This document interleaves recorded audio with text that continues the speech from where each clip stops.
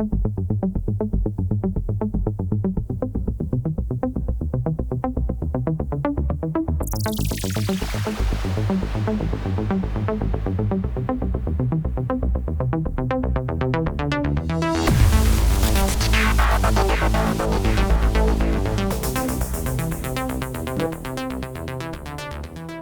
morning and welcome to our webinar this morning on global dynamics and local impacts, SA Inc. on the world stage.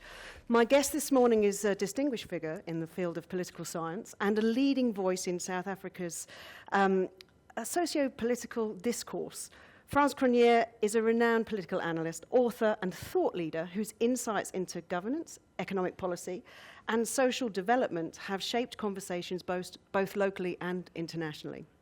With a career spanning decades, Frans has established himself as a trusted commentator on South Africa's political landscape and its impacts both locally and globally. His work often focuses on the intersection of politics, economics, and human rights, offering pragmatic solutions to some of the country's most pressing challenges. A prolific writer, Frans has authored several influential books and many articles, shedding light on the complexities of South Africa's transition to democracy and its ongoing journey towards inclusive prosperity. His ability to distill complex issues into accessible insights has made him a sought-after voice in the media and academic circles. More recently, Frans has been vocal on the issues facing South Africa from the new US presidency, and he has been critical of our government's handling of the delicate situation, articulating the potential dire consequences of the government's current stance. This morning, Frans joins me to talk about all that and more as we try to understand the precipice that South Africa is perhaps currently choosing to stand on. Frans Cronje, welcome. Regina, lovely to see you again. Good to see you too. Yeah. Now, before we just get into our conversation, a quick note on CPD, guys. We've applied for CPD accreditation, and this will be awarded following the webinar today. You need to attend the webinar in its entirety to qualify for CPD. For those of you watching the recording, there will be questions following the webinar to enable and claim CPD. As always, we're happy to take questions via the Q&A section at the bottom of your screen. I'm sure there will be loads this morning, and we will do our best to answer them as we go through the session and towards the end of the session. Now, Frans, I know our audience will be very much wanting to hear about the current situation between South Africa and the US, and we most definitely are going to talk about that. But before we get there, let's stay local. Let's talk about what's happening local. And what's changed? I mean, look, you and I, last time we hosted something together was April, and in fact, I remember it well. It was the election of the Solomon Islands. And we were staring down the barrel of potential scenarios that were coming out of an impending election here. Talk us through the last, if you like, 9 to 12 months and what it's been like and where consumer sentiment and business confidence is now. Okay. What a transition we've been through. Yeah. If you step back just a little bit further than that, we have a period from 1994 into about 2008, where the South African economy grows relatively strongly. Into the end of that period, we're averaging a growth rate of 5% for 4 consecutive years. The end of that period, by 2008, we've doubled the number of people in employment in the country. We've cut debt to GDP in half. We've secured the first multi-year surpluses since the formation of the Union of South Africa. The ANC's support level has peaked at almost 70% from the 63% it got in 1994. 2008, there's a global financial crisis. It intersects with the ANC's ejection of Thabo Mbeki. The era of Mr. Zuma will play out. The economic trajectory will change completely. From having averaged a growth rate of 5% in the latter part of the Mbeki years, we'll average in the decade to today a growth rate of near 1%. Job creation, which had accelerated and had actually shown incredibly impressive figures, will slow. And for the better part of the past decade, you're sitting at an unemployment rate of over 30%. The global average is 5%. In many countries, unemployment is not a political issue because it's something that's been addressed. As a consequence, ANC support begins to slip. And it slips on a very short lag time to the performance of the economy. So the idea that the ANC governed with impunity, would get away with everything, would never suffer defeat, that was absolutely wrong. And May of last year, the result comes in at 40%. Perhaps a bit lower than it should have been. We ran a tracking poll through the last month of that election, including to polling it ahead of that, and the ANC might have got a 42 or a 43. It just hit a really bad day. Gets a 40. Critical point is reached because it didn't entirely anticipate that that would happen to it. We spoke to senior people ahead of that result who I think at a certain level understood that they were in serious trouble, but at almost a literal level couldn't easily go along with some of the numbers we were showing them. They said it can't be true. It can't be true. If you say it out loud enough, it's going to happen, right? It can't be true. And they get their 40. Now, at that point, we're in perilous territory because this hasn't entirely been anticipated by the politicians in question. If you're inside the ANC camp, this is horrific. You are Africa's grandest liberation movement. You are Tambo, Lutuli, Mandela, the liberation from white minority rule, and you've crashed the plane into the ground. And because it's such a pressured point, it's a very dangerous point, because the prospect is there that the ANC could look to go into government with its splinters, the EFF party and the MK party of Mr. Zuma.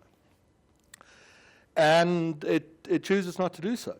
And instead it picks the option of going into government with the more centrist Democratic Alliance. And the relief is palpable. You could read it in South Africa's data, read it in yields, for example. It was right there for everyone to see. And more than that, I think it created for a time the sense that, is this the great inflection point in the moment of reform?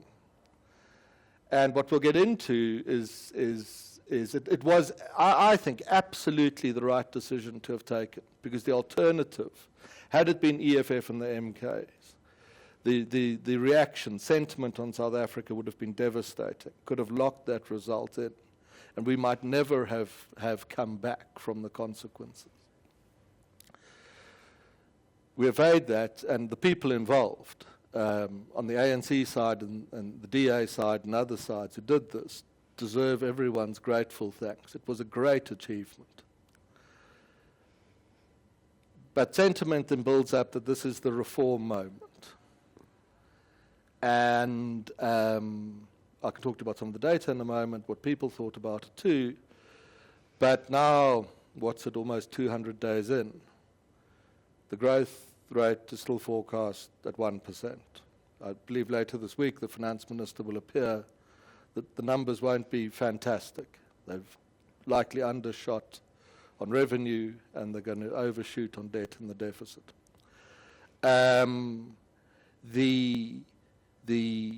The great moment of reform, the inflection point to turn the growth rate up, is also not materialized. And so we find ourselves in a peculiar territory. Did the catastrophe and done excellently to do so, but it hasn't translated into a clear track to very much higher levels of economic growth, and the implications of that, why that's happened, I'm sure is a lot of what we're going to tease out over the next hour and a bit. Absolutely. I mean, it's really a stark contrast where we are now 200 days in versus where we were 100 days in, where actually sentiment and really political groundswell behind both the DA and the ANC was really very, very good. But 200 days in, we're seeing something quite different, aren't we? Yeah. I can tell you what happened at 100 days in, because we tested it. We asked people, what do you think? Just to step back from that, before the election, we'd asked people, what do you think of the idea of the DA and the ANC getting together? It was wildly popular. It has long been a very popular political option on both sides. The way to understand it is 2/3 of South Africans think it's a great idea, support it strongly, 1/3 are a bit skeptical about it. But that number is going to appear a few times in our conversation. This 2/3 versus the 1/3. At 100 days, if you asked people, how do you feel about the performance of the DA and the ANC, I think 60% of both of voters broadly, plus 60% plus, thought both parties were performing well. Are you confident in the GNU? Yes. Was it the right decision to keep MK and the EFF out of government? That split strongly in favor of yes. That was absolutely the right decision to do it that way. Support for the ANC at 100 days was about 46%. Now it got 40% in the election. I told you that's a little bit low. Should perhaps have got 42, 43. But it's up by more than the margin of error of the survey involved. And support for the DA had lifted a little bit as well, but within the margin of error of the surveys, you must be a bit cautious. But the partners to the GNU were up. The EFF had lost 1/3 of its support, being outside of the tent. And MK was beginning to give up support as well. So at the 100-day mark, public confidence in the political actors and in the deal that had been done was very strong. We'd also seen that business confidence and consumer confidence, you draw both of them on a chart always, but they must support each other, were also somewhat up, although the little worms had reversed their downward trajectories and were valiantly trying to fight their way up again. But they were still very far off the levels of business and consumer confidence that the country experienced between around 2000 and 2008 in that high growth period. So at 100 days in, public confidence is way up, and the business and consumer confidence numbers are starting to try and fight their way upwards as well. So then what's happened now? Where are we now? And is the GNU working? Because, like you say, 100 days in, we were in our honeymoon period. Cyril Ramaphosa had put his foot on the dance floor. He'd asked the DA to dance and a couple of others. And, we were in that euphoric honeymoon period. Yeah. Now, well, it's starting to get real, is it? Well, let's go to Eskom quickly. We'd long held that South Africa would get out of load shedding in the aftermath of the departure of Mr. De Ruyter, because the new energy minister would be pragmatic and look at the refitment of coal, which would be supported by rooftop solar builds. And the best number to understand the performance of Eskom is called the energy availability factor, and that's what share of plant and equipment is operational. And having hit low points of just under 50% in the years up to now, the new energy minister took the availability factor to just on 70%. As we sit here today, it's closer to 60, but that's a bit of a seasonal phenomenon. So we had the confidence of people in the government. We hadn't seen that for a long time. We don't see that much of the world. Business and consumer confidence worms are fighting their way upwards, and what was and was also read as the hard ceiling on South Africa's growth rate, the electricity supply constraint, that had been somewhat relieved. And it had actually been relieved to a point. It's a very interesting chart where if you look at solar rooftop capacity versus Eskom outages, as Eskom's outage levels had risen in the years up to the present, we'd seen a near commensurate increase in rooftop solar. And as Eskom's outages have begun to not be outages, we've seen the slowdown in rooftop solar. So in counting in our favor were now a number of factors. There was another one, which is the broad idea of state capture. Corruption remains a very serious problem, but the worst of the offenders of state capture had, on the telling of the South African story, even if not been prosecuted and put in prison, had been somewhat isolated out of the political world. So confidence in the politicians, but of business consumer confidence, the lights are on. State capture people are removed. There'd also been a South African idea around, which should have been tested more strongly, which was that if the ANC fails at some point, loses an election, the input of the DA into the government, the idea being the DA had capabilities that perhaps the ANC didn't fully have, would be a very positive a lift on the growth rate. So you had that factor, what I used to call the idea that there was a blue button. And if the ANC failed, you'd press the blue button and the DA would come flying in and the country would do a lot better. And we were always cautious about that idea. So that also occurs. So you get this lineup of these factors in place. And the growth outlook remains 1%. Yeah. And that is actually an important point, I think, for the country to have reached, because it is not suggesting, it's indicating that all these things had to be fixed, but many of them have been fixed. On infrastructure, we could add a Transnet and ports and things are very slowly, but kind of moving in the right direction. The growth rate's still 1%. And that's a very important point that we've reached now, because understanding why that is the case opens the door to the reforms that still need to be driven in order to drive the growth rate up to the certainly 3, which Mr. Ramaphosa aspires to, but ideally 4 to 5%, which is necessary to break down the structural unemployment problem. And the point then is that for all we've achieved, and it can be celebrated because it's very good, the reform formula to unlock high levels of growth continues to evade. But we'll get into that more as we go on. And that's fascinating, actually, because the expectation that I think the nation had of this golden GNU, the reality hasn't quite yet matched the expectation because of this growth rate. And Yeah.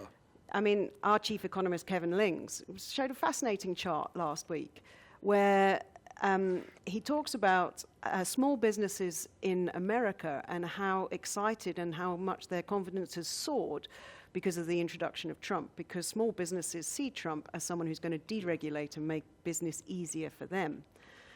When you survey 49 countries, which he cites in his talk, and South Africa is one of those countries. South Africa is 49 out of 49 in terms of regulation, and 49th is not good. That's the worst. So what you're actually seeing from that sort of data is, well, it's still really difficult for small businesses to do business because of the level of regulation in this country. And I think you've got some thoughts on that as well. There's a foundational number that I think the economy rests on, and that's fixed investment as a share of GDP. And when we were, in the latter years of Mr. Mbeki's reign, the economy starting to grow at 5%, what had happened is that fixed investment number had ramped up very quickly as a consequence in the main of vast acceleration in private sector investment into the economy. The current fixed investment number to GDP sits at about 15%. These things one can work out. If you want the economy, that's perfectly consistent with a 1% economic growth rate. If you want the economy to grow at 4%, you need to take that number to nearer 25%. It's 10 percentage point lift in levels of fixed investment.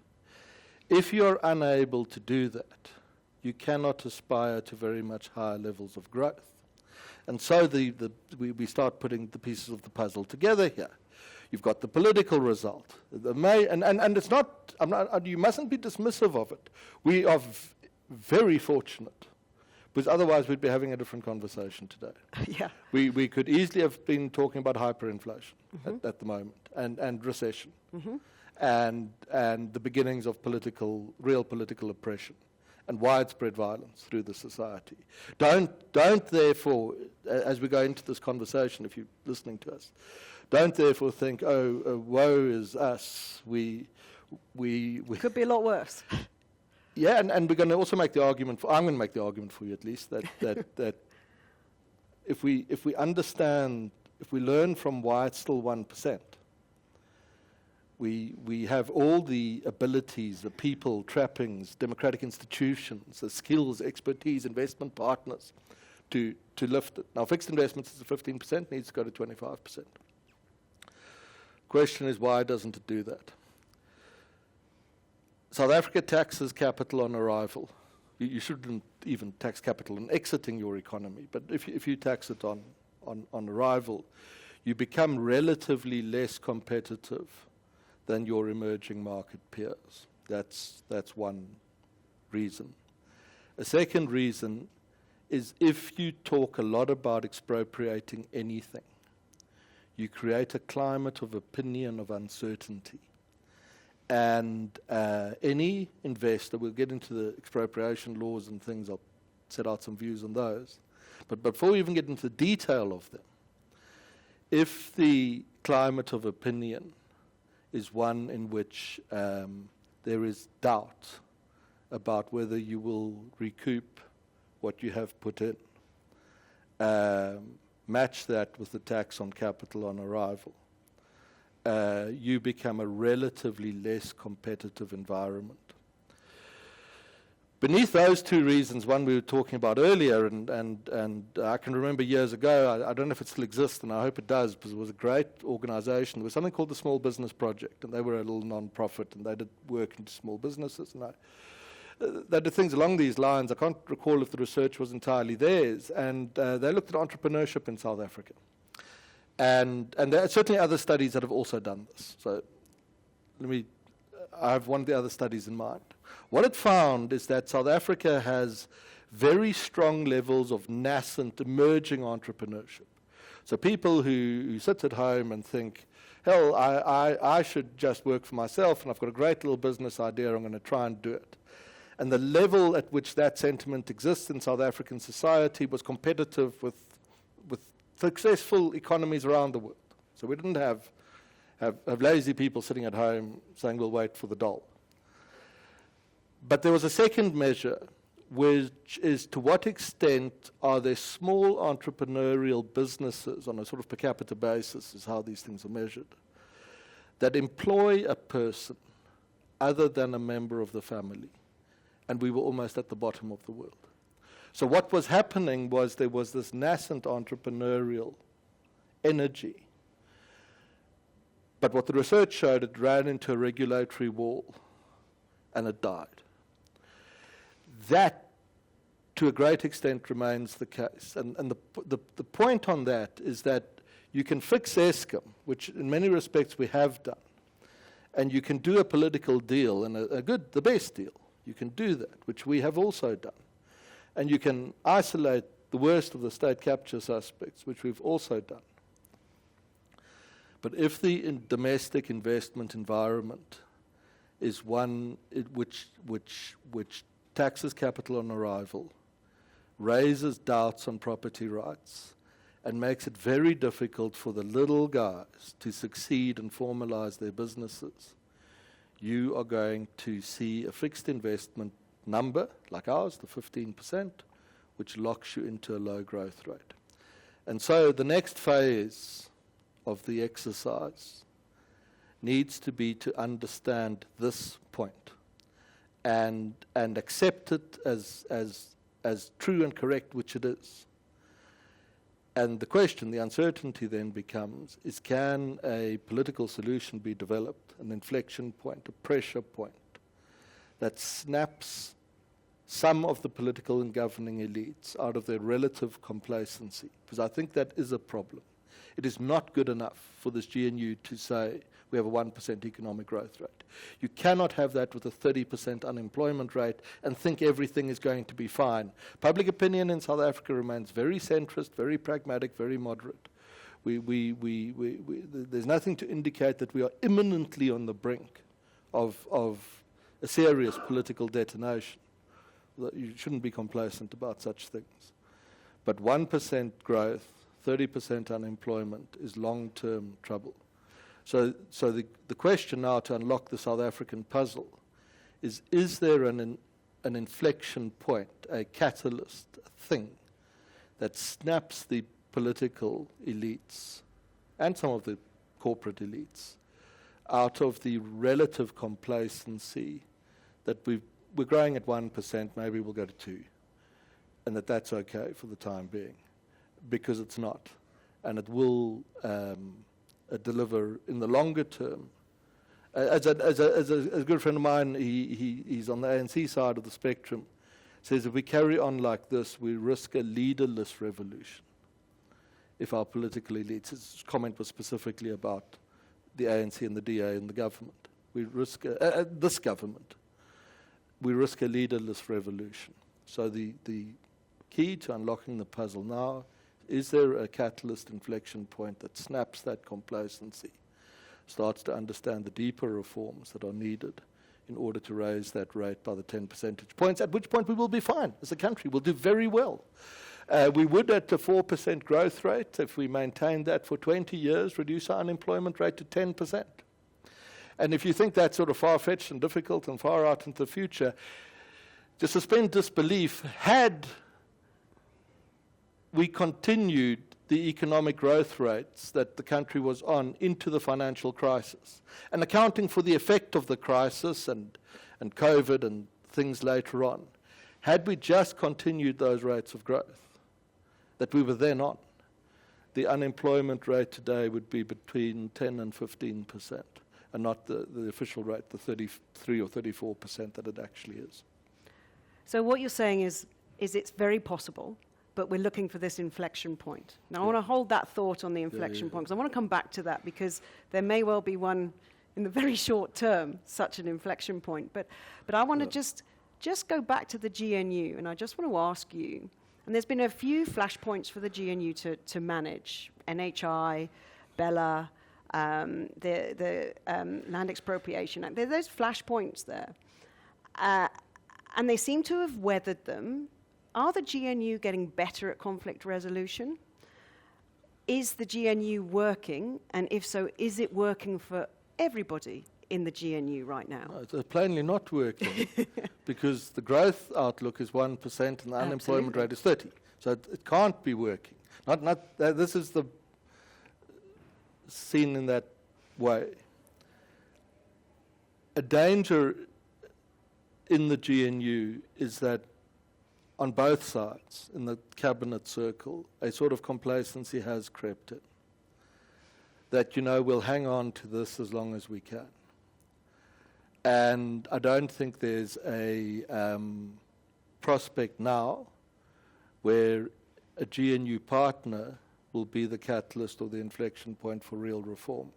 Moletsi Mbeki recently made the point that I think is quite accurate.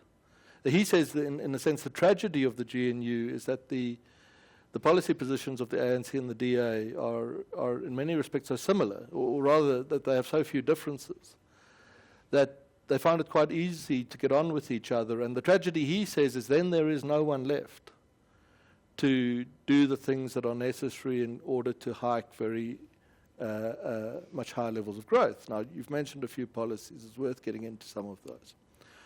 One of those is the Basic Education Laws Amendment Act. It's been cast, and this I'm sure when we get to our friends across the Atlantic is going to become a theme, as something to do with Afrikaans.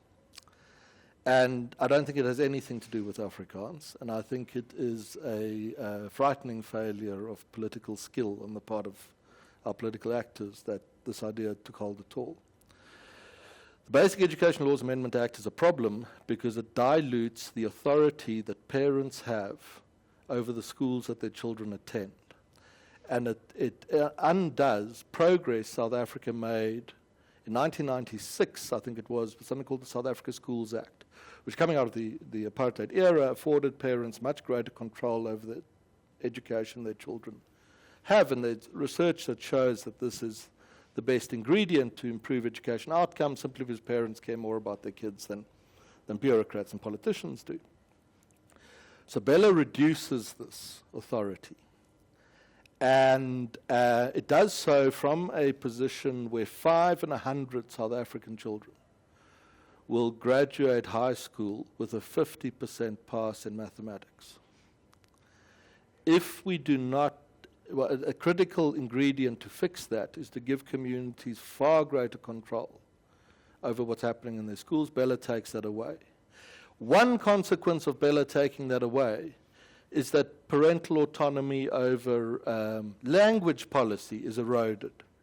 One downstream confidence of that is that this may have some effect on Afrikaans schools, but it is hardly the central point of the legislation.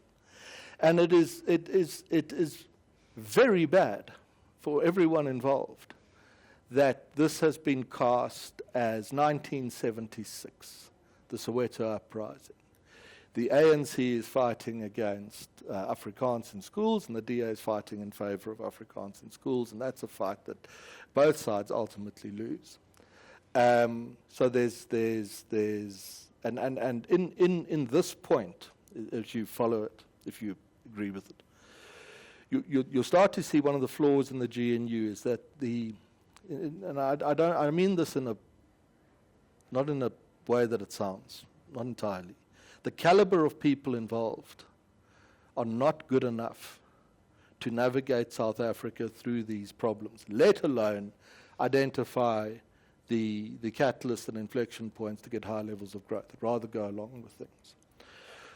On the question of expropriation, very much the same point applies. This has very little to do at a high level with land reform. There isn't something called the Land Reform Act. There's the Expropriation Act. And null compensation is equally a bit of a red herring. The trouble with this act is that its predecessor stipulated market compensation, market-related compensation, plus compensation for financial loss. This has diluted that, which means that potentially any fixed or movable asset, beyond land even, can be expropriated for less than its market value. And you could have a professor of sociology tell you that this will bring about justice and high levels of growth. But if a client comes to me and says, we're looking at getting into South Africa, here's the due diligence process. Under the previous act, I could have said to them, right, on expropriation, you'll get a valuer and an accountant. They'll tell you it was worth this much. Expropriation for public purpose is done all around the world. There's nothing wrong with that. And a court will agree to that. Under this new act, market value is one of several factors that might be considered. Other factors that will be considered in expropriation are things like the national interest, which is a subjective issue. Property rights only exist in a society if they are anchored to an objective measure of value.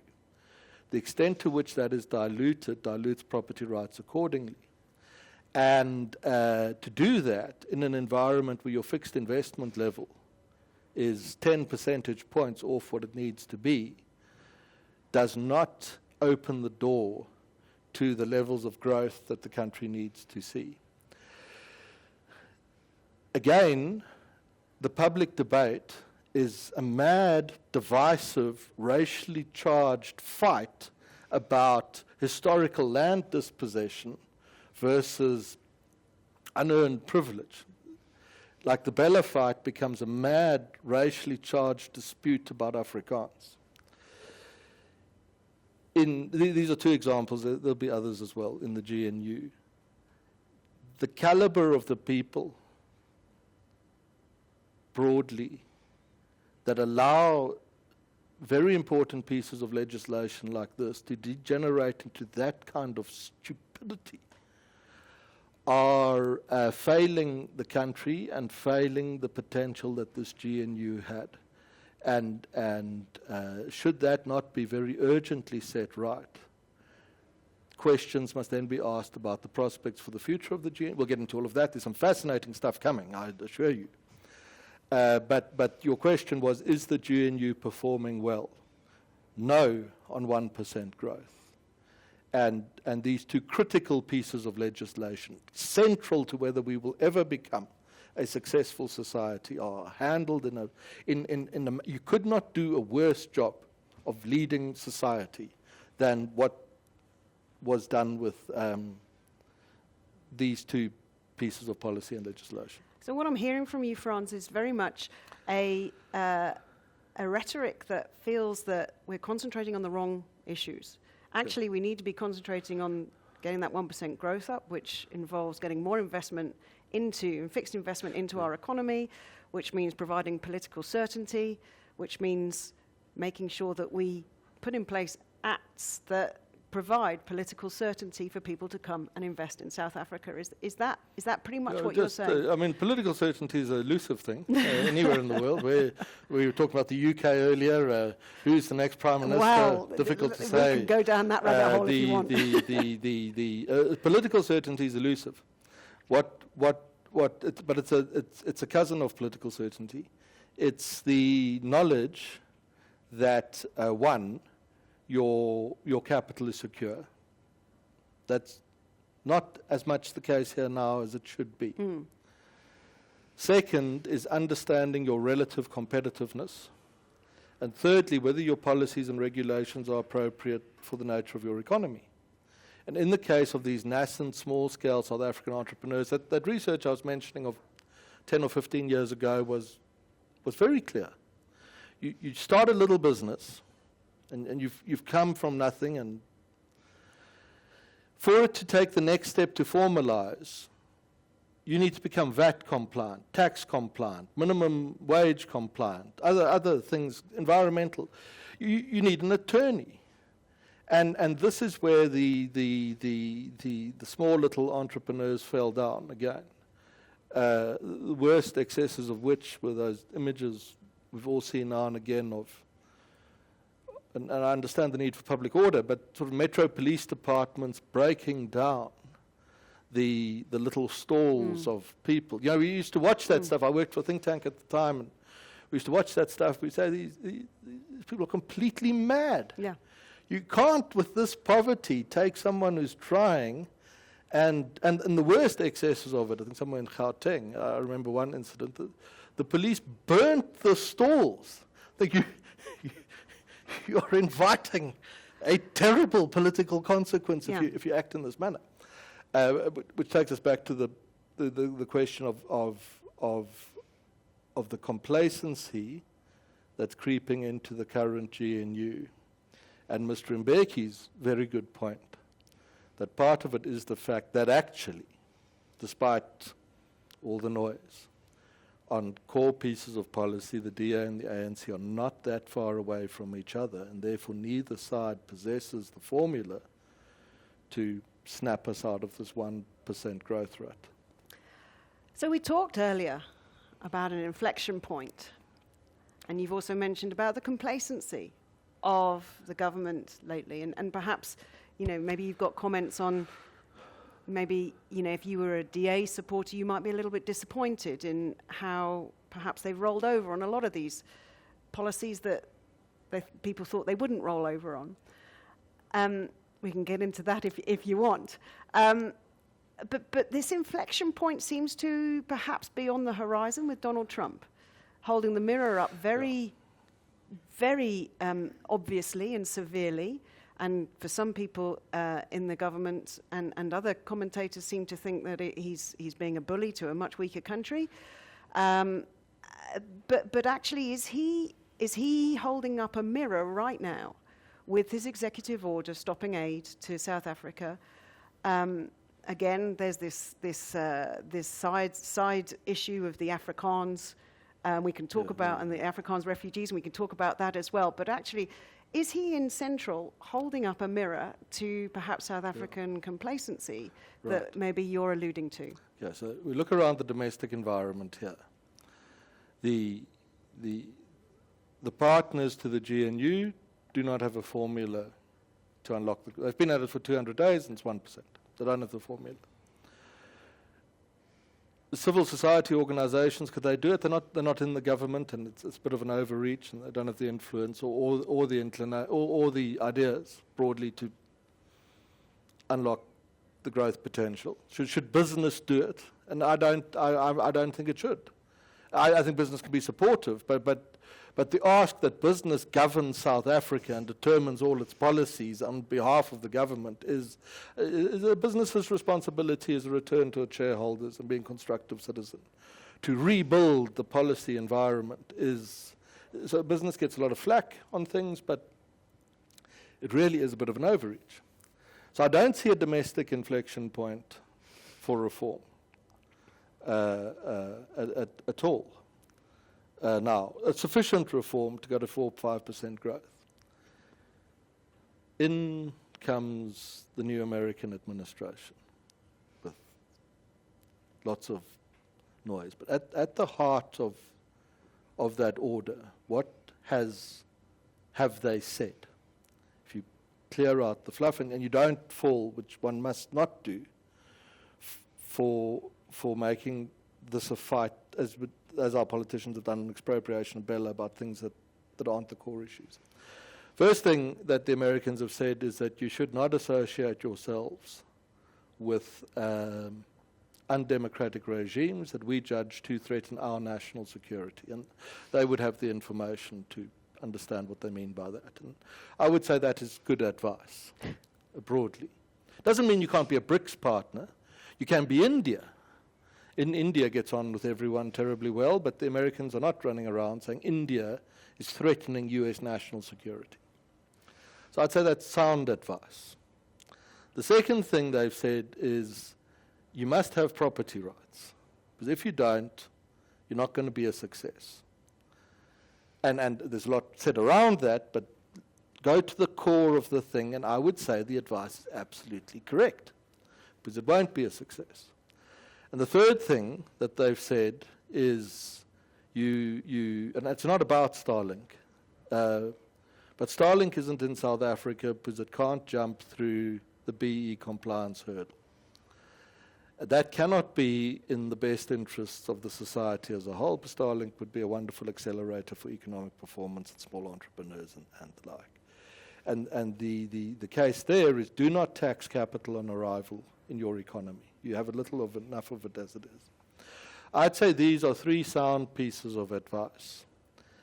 And if the South Africans took heed of that advice and implemented each recommendation, I think we would become a 2 and 3 and 4 and then 5% growth economy. Now, why would the Americans say this? The South African press says this is an attack on South Africa. I don't think it's that at all. I think there's we'll get into the strategic importance of South Africa now, so that's coming, but it's there.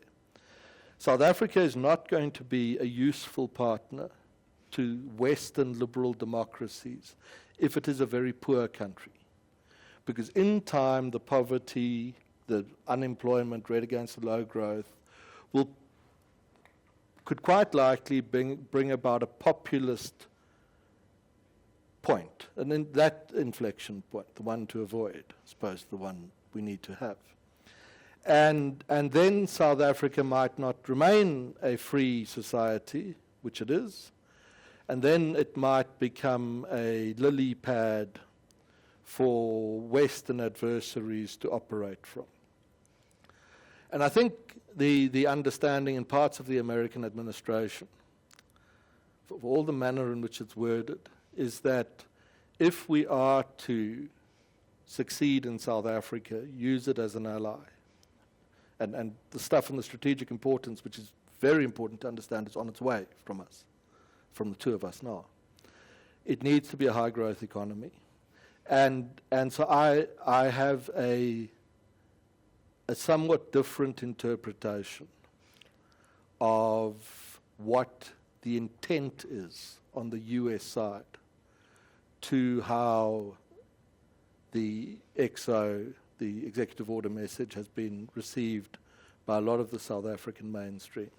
So what you're saying is the US is saying, South Africa, you could be so much more.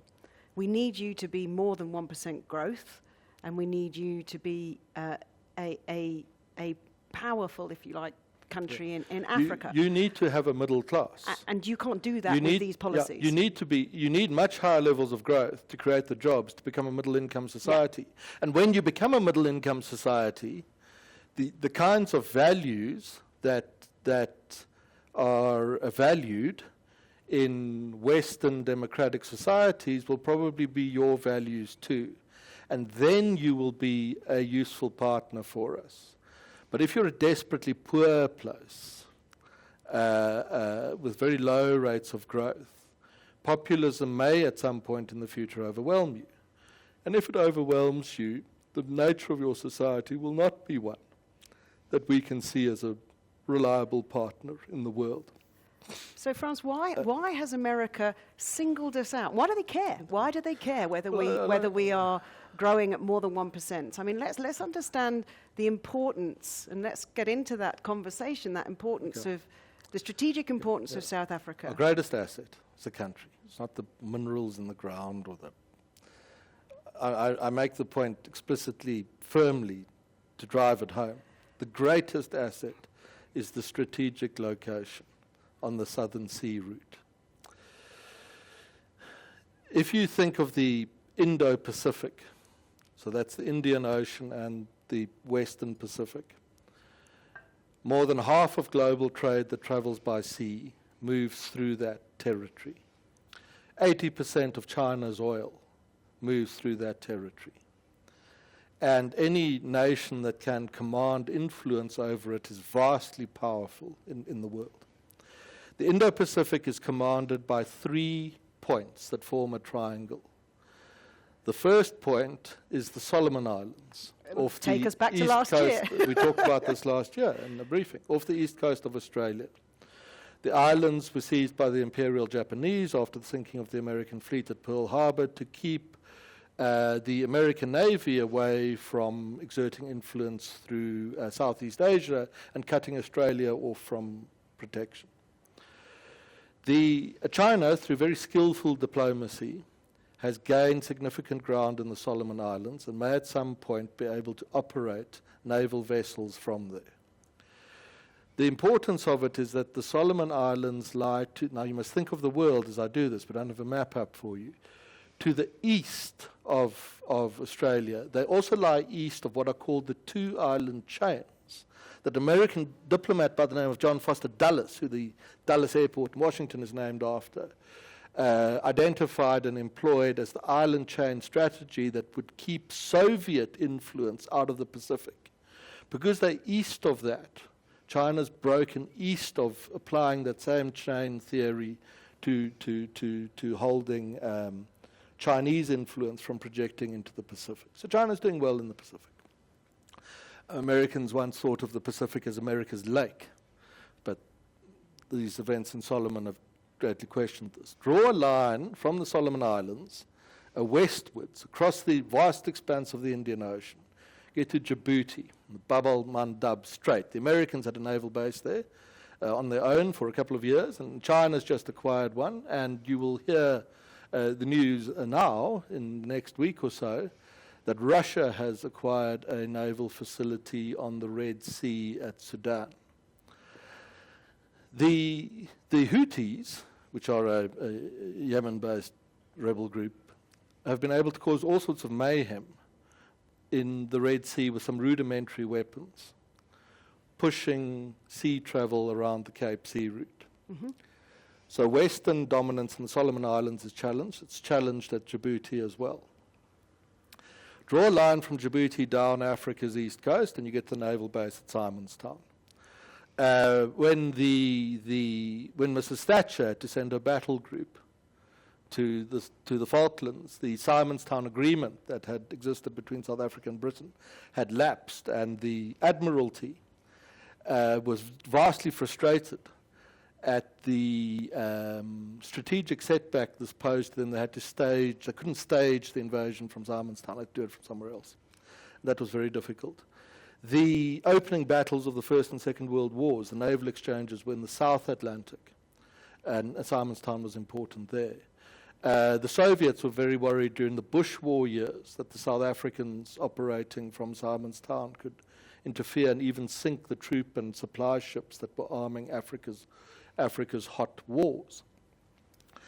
Now, Simonstown is very much up for grabs here, because should South Africa fail and fall out of the orbit of liberal democracies, Simonstown is an asset that could be commanded by the West's adversaries.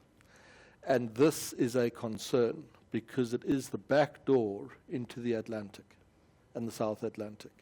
Trump has the vision of building his foreign policy, and is in part built around the idea of a hegemonic sphere of influence in the Western Hemisphere.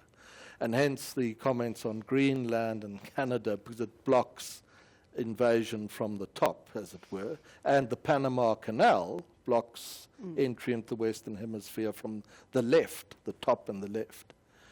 But the back door is Simonstown. And if South Africa falls out of the orbit of democratic societies, Simonstown's up for grabs, all of which is very much exacerbated, and we in some very precise geostrategic thinking here, by a group of islands in the center of the Indian Ocean called the Chagos Islands. And Keir Starmer had made efforts shortly after becoming Prime Minister to hand those islands to Mauritius. But the islands house on an island called Diego Garcia, a US military facility, which is one of the most important US military bases in the world, from which it can project nuclear power across the west of Australia, the south of China, and across much of the Middle East.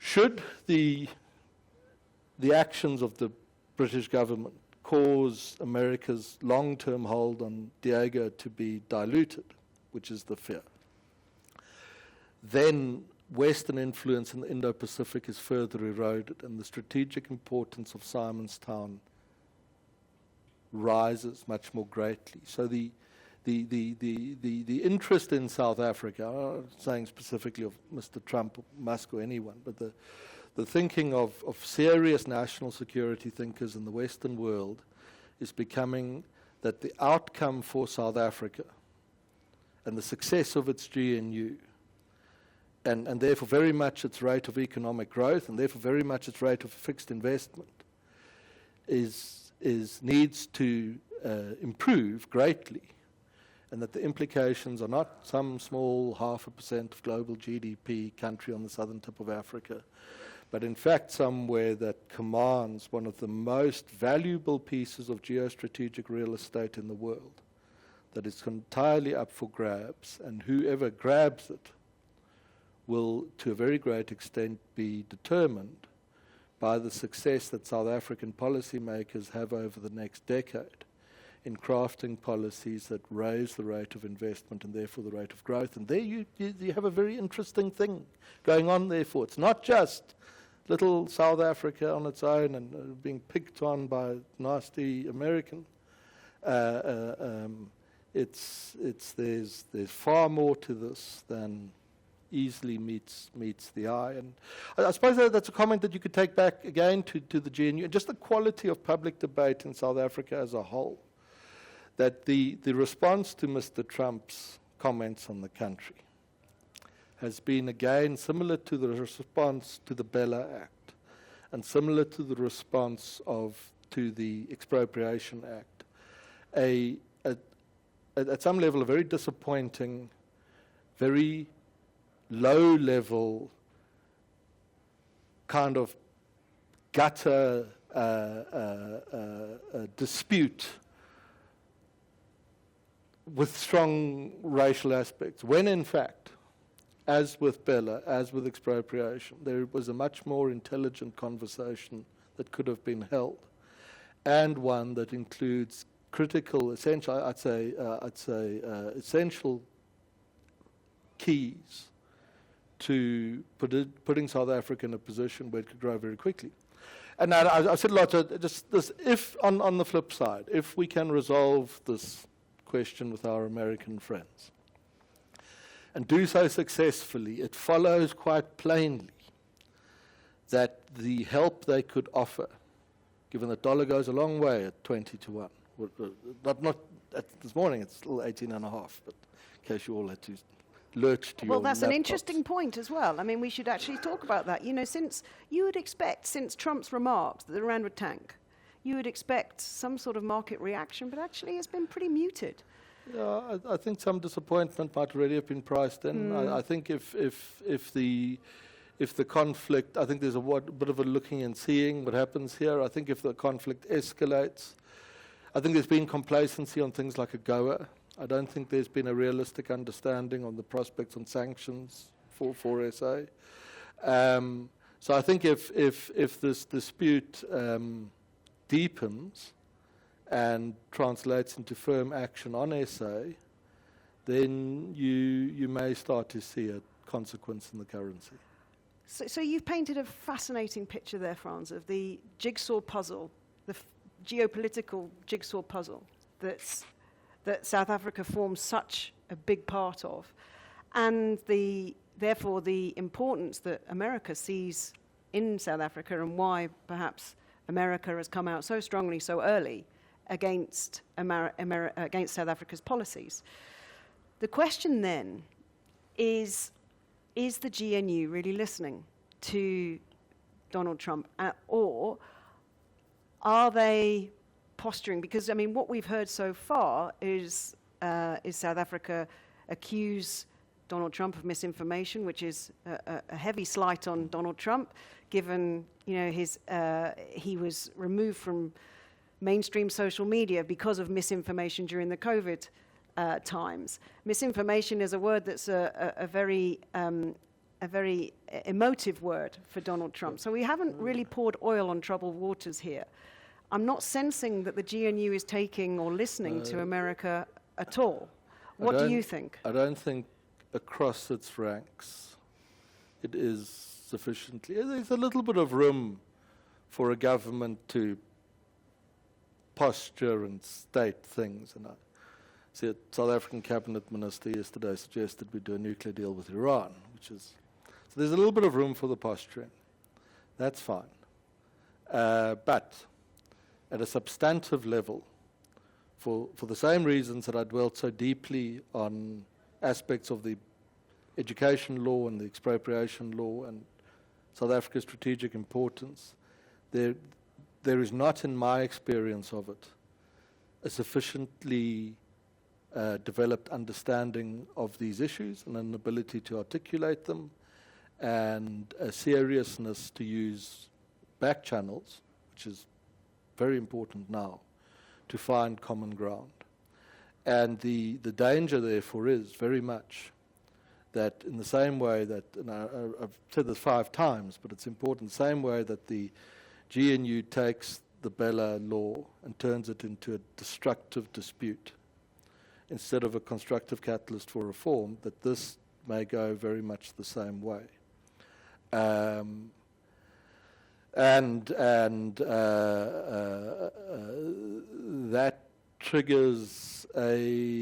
probably triggers consequences for South Africa. I wouldn't be sure on AGOA. I also don't overstate AGOA's importance.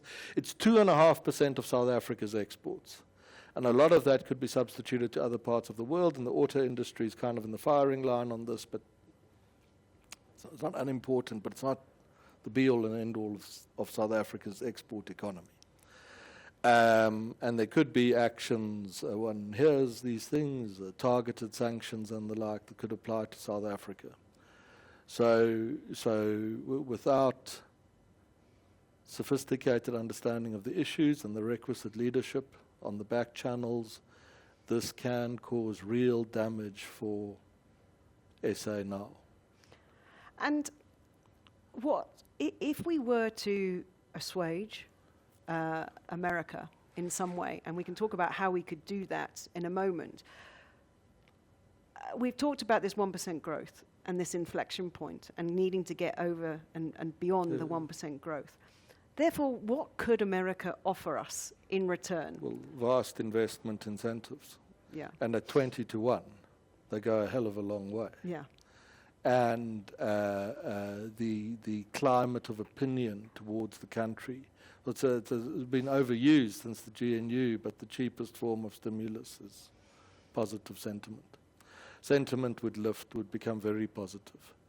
So I think that getting on, I don't want to say that we capitulate to the Americans, but I think their advice is pretty sound if you strip out the political noise around it.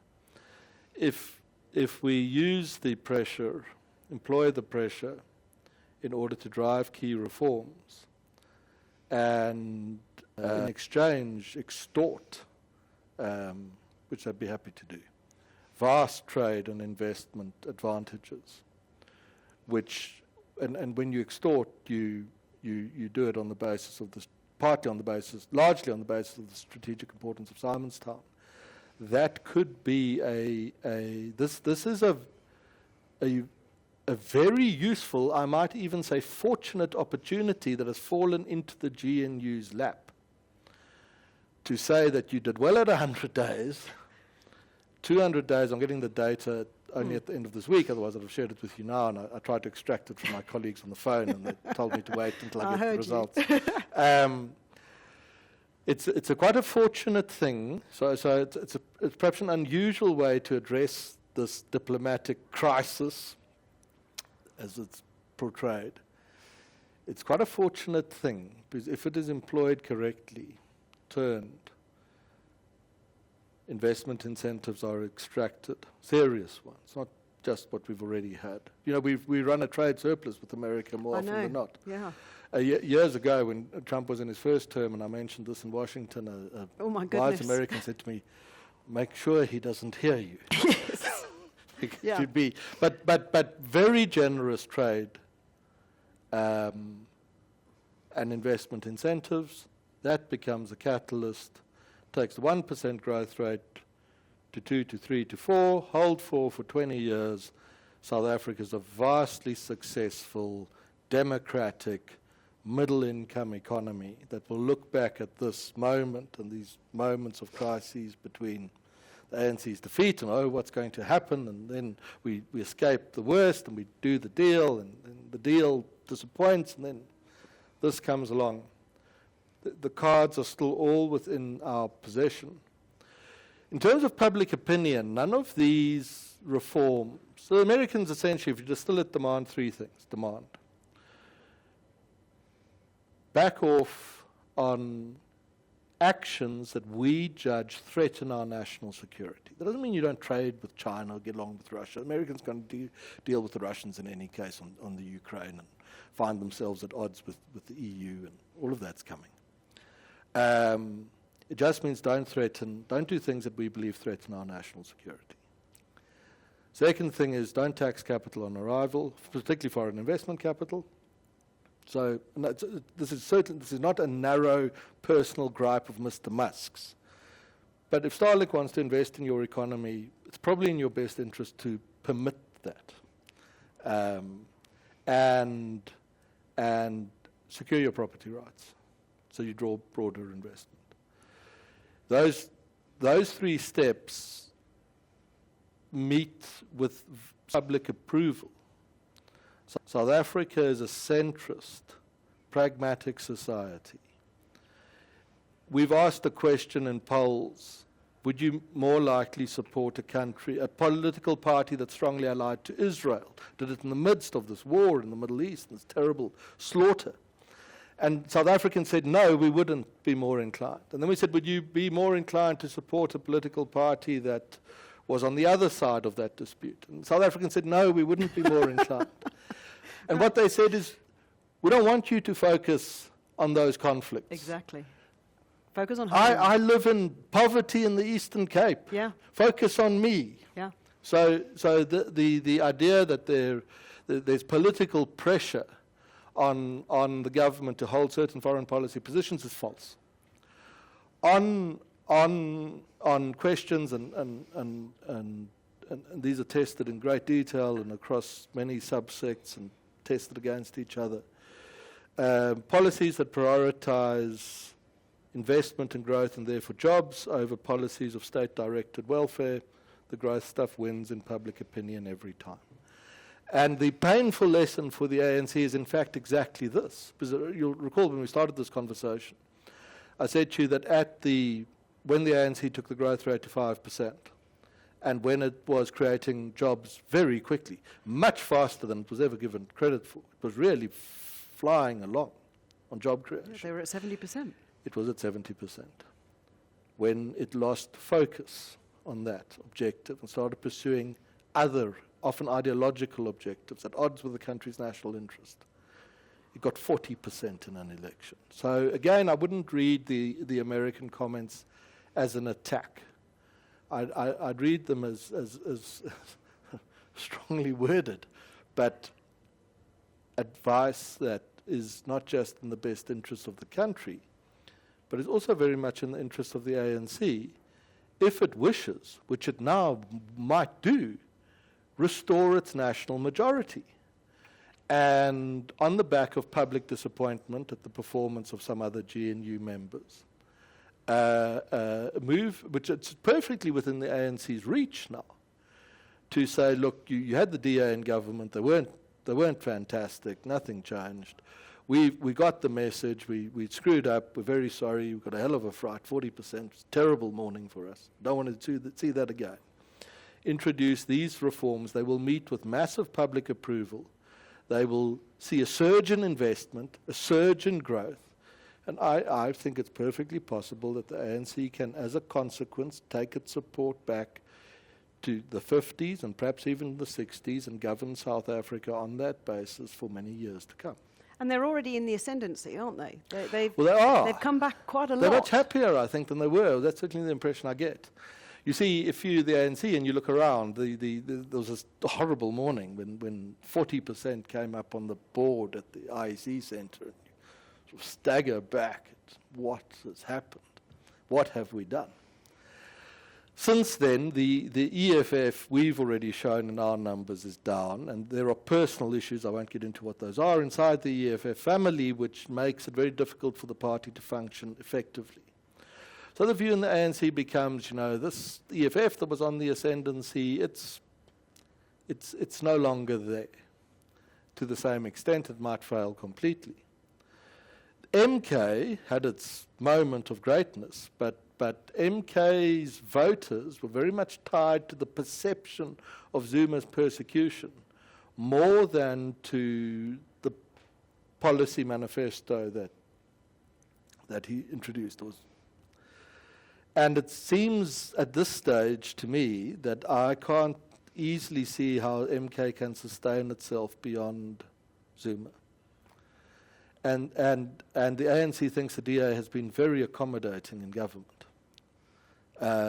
They're surprised at just the extent to which the DA has accommodated there. And that they've been able to continue with all their ANC policies largely unchallenged, which is in time going to, except for the absence of an alternative, a dent DA voter enthusiasm.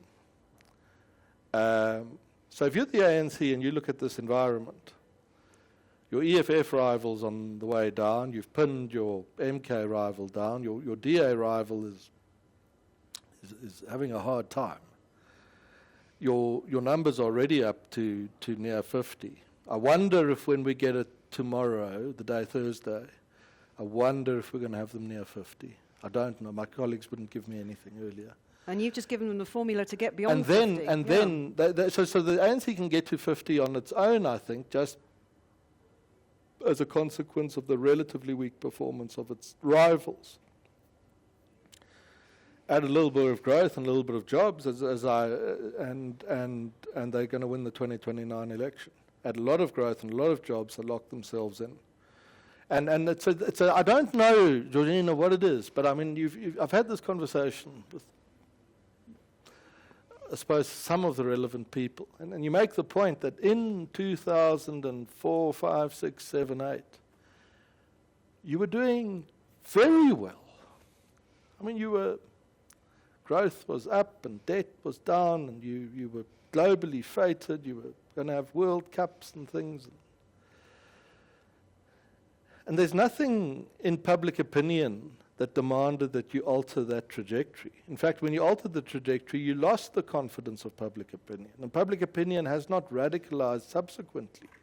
It still demands a centrist, pragmatic policy, safe communities, good schools, hence parental involvement, jobs over welfare.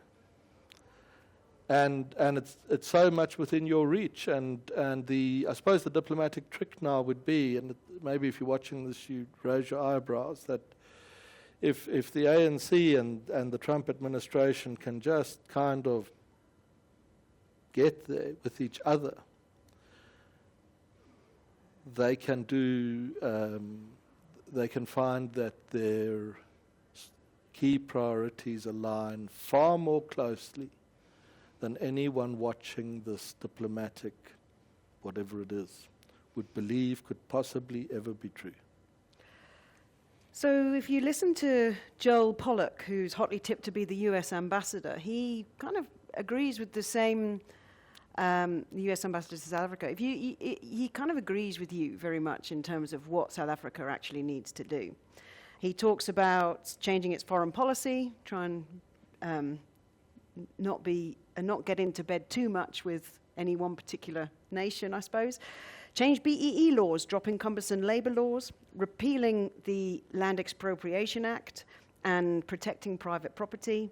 He talks about liberalising the South African economy, but in the short term, in the very short term, he suggests that South Africa should drop its ICJ case against Israel.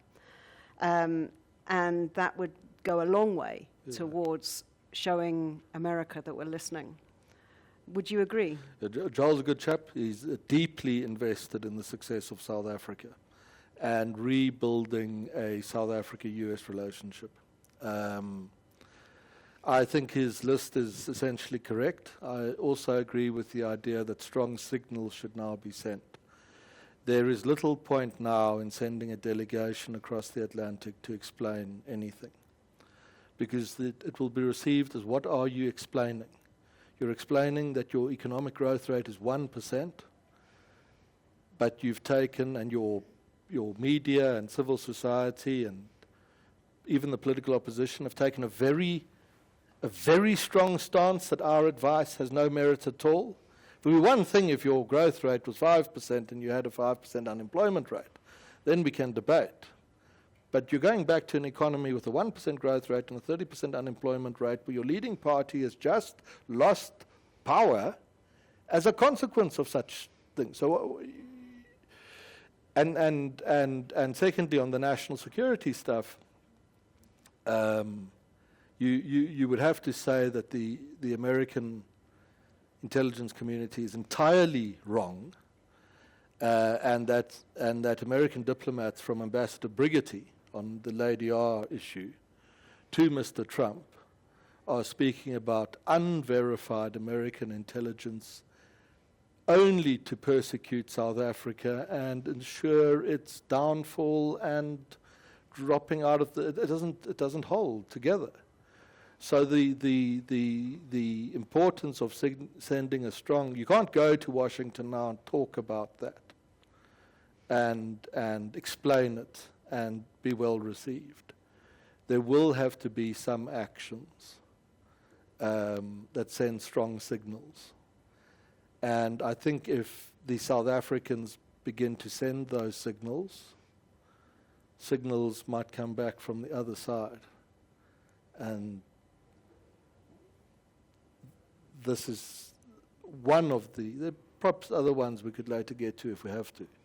But this is, at the moment, the most clear and present inflection point to snap us out of the 1% growth world into a higher growth rate. Which could be an amazing opportunity for South Africa if it can play its cards right. Yeah. So what I'm hearing is we need to get beyond 1%. Yeah. What I'm hearing is this could be the inflection point from Trump that enables us to get beyond 1% if government enacts the suggestions from America it would go down well in a domestic environment. And going beyond 1%, removing tax on income and capital, removing regulation to enable growth, and trying to be friends with everyone, would perhaps then bring more investment from such a powerful nation, 26% of the world's GDP. That's what I'm hearing from you. That's the opportunity that I would now pursue. This is the opportunity that's been presented to the GNU. It's an opportunity to pursue, and if it's successfully pursued, it can be mutually beneficial. It's not the only opportunity. This isn't the last gasp. You know, South Africa's always at the last gasp. Remember, it was we had to get rid of Zuma, otherwise we wouldn't survive. And then we had to get Mr. Ramaphosa, and we had to get him again. And then we had to get the GNU, or we wouldn't survive. So South Africa is a very tough, very resilient country. For the last 400 years here, which is really the modern South African era, before even the country was put together in its current form, for only really 15 of those 400 years was the country well governed to the advantage of all its people, which was, let's say, 91 to 2008, so 92. For the other 385 years, it was a very difficult place to live for the great majority of its people. They were victims of oppressive governments, of stupid economic policies. There were murderous conflicts and violence, and generations lived through perpetual uncertainty. And it's not to say that the status quo must be accepted, but the net consequence of all of that is the country we have today, which is a free and open society in the main. We can state here what our views are of political leaders. No one will drag us away in the middle of the night. It's a country that's still possessed, you'll see it this week, under the most difficult circumstances, Enoch Godongwana's, what will be a new set of heroic efforts to pull together a budget out of an economy that doesn't grow as quickly as it should. Public opinion is centrist and pragmatic still. And relative to the preceding several decades, centuries even, living standards are very much higher than they were at any preceding point.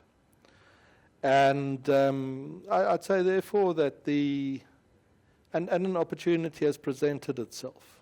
You may have a view on Mr. Trump or not, but the opportunity, get past that, there's an opportunity presented from a potential partner that has the economic firepower to ensure that you're successful by the end of your GNU term. And that opportunity should be explored. Frans, it's fascinating to listen to you, and thank you so much. I've got a couple of questions that have come in. One is from Devin. Hello, Devin. Thanks for tuning in today. I know there's lots of you out there. Are the internal factions within the ANC more united or further apart post-GNU? And does this fractious nature contribute to poor economic policy being pushed through? I don't know, really. I don't have sufficient contemporary insight to understand that, but my understanding is that the broader ANC in the present feels a lot more comfortable with the GNU and the outlook. I set out the reasons, the EFF on the back foot, MK not really going anywhere, the DA being most obliging in government than they felt before. And I think there's also a sense that a majority is therefore again in sight. And, you know, there's nothing to pull a team together that's been on the receiving end of a few defeats than a couple of wins. And if there's a realistic prospect to get back to 50%, the energy behind that is something that can be harnessed to help to smooth over the deep divisions that exist in that organization. Which also sounds encouraging for the future of South Africa, perhaps. Well, it is, you know. There was an idea doing the rounds, and I was skeptical of it. There were people who would traipse through my office up into the election last year who would say things like, you know, the ANC is ghastly, what can we do? How can it be, can it be defeated, and how so? Because we need to bring it down so that something else can replace it. And one of our answers to that was, be very careful what you wish for, because with what would you replace it? And very seldom could the person answer the question, which was extremely dangerous. Do not bring down a government if you don't know who's coming next. There's a few examples of that Prime around the Ministers world. have recently, last decade, experienced. Back in the UK, yeah. Don't call referendums and elections if you're not sure what the result's going to be. So I think that was based on an overly ambitious assessment of the ability of the DA in government. And I've certainly seen it in the case of specific individuals who are influential behind the scenes, whose perspective has shifted since the election to say maybe we must go back. The DA plays an important role in the country, but maybe we must go back on the strategy board to look at the prospects of putting an ANC majority in place with sensible policies, that will work better for the country than this attempt to co-govern with the DA. So another one from Francis here. Is it not too early, I think I probably know the answer to this, but is it not too early to see the 1% being exceeded? And will we not see it after a longer period? Is there just not a lag effect working here? No, there isn't, because confidence indicators feed into the fixed investment number, feed into the growth number, feed into the jobs number. So there's a chain. Absolutely. And we're not seeing enough on the confidence number for there to be any reason why the fixed investment number is going to lift. Exactly. Yeah. And too many things working against it as well there, I think, which we've explored today. And it doesn't have to be a slow process. You see, this is also misunderstood. It doesn't have to be 1% growth to 1.1 to 1.2 to 1.3. Get the policies right, you're going to jump from 1 to 2 to 4 to 4 and a bit and hold it there in a sort of 3-year, 4-year window. So it doesn't have to be a long, hard slog over a decade to get to 3%. It can happen very fast. And what you're explaining there is a set of keys that could unlock that. It's like a light switch policy decisions. Yeah. These are decisions that are within the power of the government to take. The decisions that would be popular with people. The decisions that would help the standing of the formerly still ruling party in practice. And they're as simple as taking the decisions. So there's a question that's come in. We haven't actually talked much about NHI, but what are your thoughts on the future of NHI, and is the DA challenging it enough? And that's from Eleanor. Thanks, Eleanor. I think the most effective challenge to NHI is outside of party politics, to make the point to the right political actors that if South Africa wishes to retain a middle class, it needs to have world-class private health care. If it doesn't have a middle class, then it doesn't have a middle-class future, then it fails. The point's also been made that that NHI is not NHI, private health care is an aspirational thing. You might say that only X% of the people in the country possess it, but it is something that people who wish for a middle-class standard of living aspire to. And one of the reasons why the ANC hit 40% and not 42 or 43 in the election was the late move to firmly endorse NHI. The mistake that was made was we ran a tracking poll. So we're polling every single day. So we're seeing the little worm move and move. The NHI announcement at the time, the prominence that was given, knocked the ANC back several points. The ANC had miscalculated, and thinking that a populist drive at NHI would be read as a broad statement of social solidarity and would shore up its support, without properly appreciating that the core ANC constituency, the aspirant middle class on the urban fringe, sees ascending to a middle class standard of living as a great aspirational. You must offer, if you're the ANC, you want to grow quickly again. One of the things to do is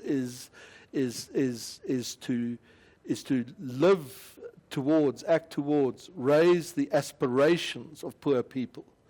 to say this is what you could have. And the message that no, in fact, you can't, we'll nationalise the whole lot, and you'll spend the rest of your life in a state clinic, for people who experience state clinics, was a message that dented. ANC does not, in its eras of populism and ideological rushes of blood to the head, it does a lot worse politically than in its eras of staid. It shines up. I mean, I've told you the historical example, but it signs up to the GNU with the DA, which B-grade analysts would tell you suicidal. They've betrayed the revolution and the liberation struggle and sort of sold out to the oppressor. What happens to ANC support? We've gathered up 6 percentage points in 100 days because it's pragmatic and centrist, and a very important countervailing force in favour of South Africa's success is that public opinion isn't radicalised. And just plain, moderate, common sense stuff. Campaign message saying NHI will find ways to expand access to private healthcare to people who experience the horrors often of public healthcare will serve the ANC's political future better than some wild revolutionary attempt to tear the whole thing down, nationalise it and put it in the state. Last question that's come in. It was also been mentioned by Joel Pollock as well. The request from America, of course, was to repeal the BEE laws. And Philip asks, do you think BEE will be repealed? No, not in the main, but it's a question that I'd frame the question differently. Does South Africa need legislation and policy that accelerates poor people into the mainstream economy? Absolutely. So can we get away, which our politicians seem unable to do, from a discussion about whether we want to empower people through legislation and the investment of taxpayer funds or not? I think the answer is everyone does. The question, let's make the case in point again. What is the empowerment upside of telling Starlink it may not be in the country? It doesn't exist. So, again, take the discussion to a higher level, out of the gutter and these destructive political squabbles, and find a way. Here's one. You give it a socio-economic basis, empowerment policy, for example. What real empowerment is an excellent education and finding a job and owning an enterprise. So recast, just spitballing here. Recast the scorecard. Give firms empowerment points for employment maintenance, new job creation, fixed investment into the country, and tax payments with bonus points for any social initiatives such as sponsoring schools and the like. You will achieve the same objective. Your beneficiaries will still be people who are deserving, given the history of the country, of significant state and policy support.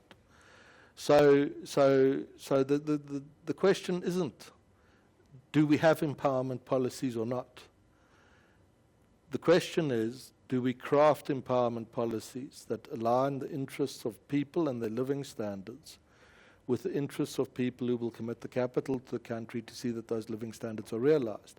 At this time, that short circuits too often. It will not put a couple of sharp people in a room. You will solve this problem. You will still have BE policies. They will advance the interests of the economy, the interests of people at the same time. It's the opportunity that's lost in this GNU again, because the seventh time probably, the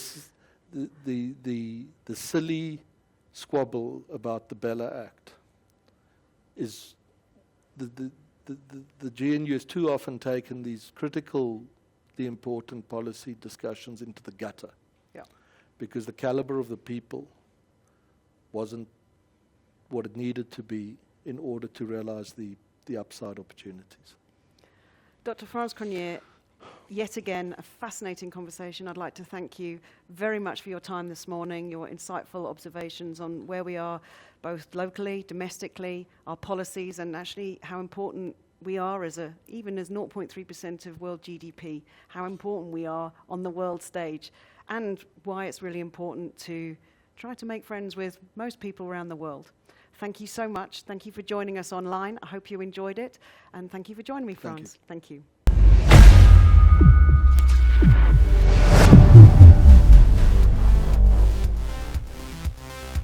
INN8 is a registered trademark of Stanlib Wealth Management Pty Limited, an authorised financial services provider.